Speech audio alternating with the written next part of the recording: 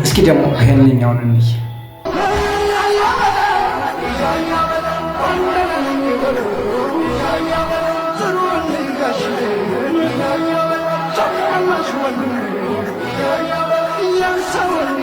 እንግዲህ በቪዲዮዎቹ ለማየት እንደቻልነው ብዙዎቻችንም ሲባል እንደሰማ ነው፣ ሌሎቻችን ደግሞ ሂደን እንዳረጋገጥ ነው ጥምቀትን በጎንደር ማሳለፍ ለምን የተለየ እንዳደረገው እንደሚከተለው ለማስረዳት ሞክራለሁ። በጎንደር ጥምቀት የተለየ ነው። ነገር ግን በኢትዮጵያ የጥምቀት አከባበር በሁሉም ቦታ እጅግ በሚያምርና በሚያስደንቅ አኳኋን ይከበራል። በአዲስ አበባ ጃን ሜዳ፣ በአዳማ፣ በሐዋሳ፣ በአርባ ምንጭ፣ በባህር ዳር እና በሌሎችም በክፍለ ሀገራትም ጭምር በደማቅ ሁኔታ ይከበራል የጥምቀት በዓል። ለጎንደር ሲሆን ልዩ የሚያደርገው ምንድን ነው? እንደ እውነቱ ብዙ ነገር ማስረጃ ከመጥቀሳችን በፊት የዘንድሮን የጥምቀት በዓል በጎንደር ብቻ በማህበራዊ ሚዲያው በፌስቡክ፣ በቲክታክ እና እዛው ሆናችሁም እንዳያችሁት ብዙዎቻችሁ ያን ማስረጃ ወስዶ ማረጋገጥ ይቻላል ደማቅ እንደሆነ ማለት ነው። ለምን ትኩረት ተሰጠው?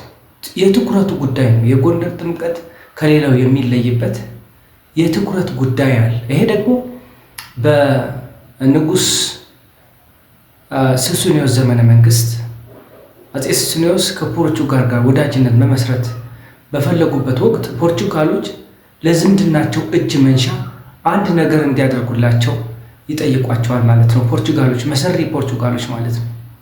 ይሄም ምንድነው?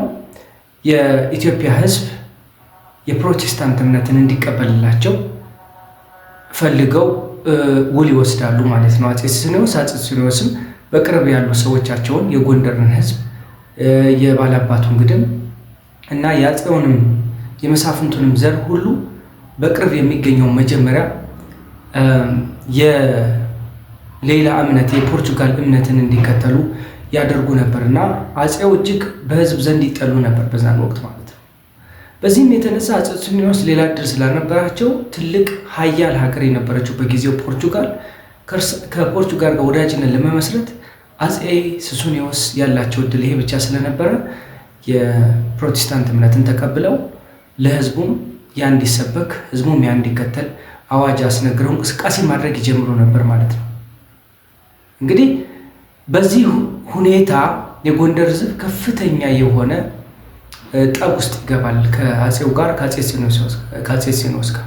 አፄ ሱስንዮስም በመጨረሻ ጊዜ በልጃቸው በአፄ ፋሲለደስ ታመው እንዲተኩ በሚደረጉበት ወቅት አፄ ፋሲለደስ ልጃቸው የአፄ ሱስንዮስ ልጅ አንድ ሀሳብ ይመጣላቸውና በጎንደር አሁን በመዋኛ ገንዳ በጥምቀት ርጭቱ ላይ ያየነው መዋኛ ገንዳ አሰርተው ህዝቡ እዛ ላይ እንዲጠመቅ ያደርጋሉ ማለት ነው።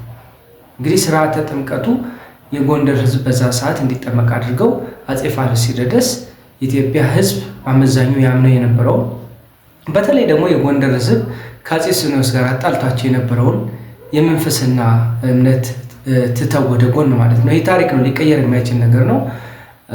አፄ ፋሲለደስ አስተካክለው መምራት ይጀምራሉ እና አፄ ፋሲለደስ ሐውልታቸው የፋሲል ግንብም የመዋኛ ገንዳውን በሳቸው ተሰርቶ የተጠናቀቀ እና ከዛ ጊዜ አንስቶ የጥምቀት በዓል ሲመጣ የሚታሰበው በጎንደር ህዝብና በኢትዮጵያ ህዝብ የሚታወቀው ይህ ስለሆነ የጥምቀት በዓል ሲነሳ እጅግ ከፍተኛ ስሜት ያለው በዓል ይከበራል ማለት ነው። ከዚህ አንጻር ነው ክቡራን ቤተሰቦቻችን እውነቱን ለመናገር በጎንደር የሚከበረው ጥምቀት የተለየ በአይነቱ የተለየ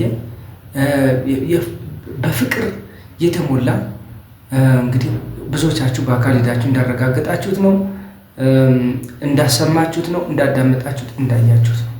ከዚሁ ጋር በተያያዘ በዘንድሮ ዓመት በአዲስ አበባ ጃን ሜዳ የምዕመናን የጥምቀት በዓል አከባበር ቁጥር እንደቀነሰ ተገልጿል። አቡነ ማትያስም በዛው አለመኖራቸውና ወድቀው እግራቸው ላይ መጠነኛ ጉዳት መድረሱ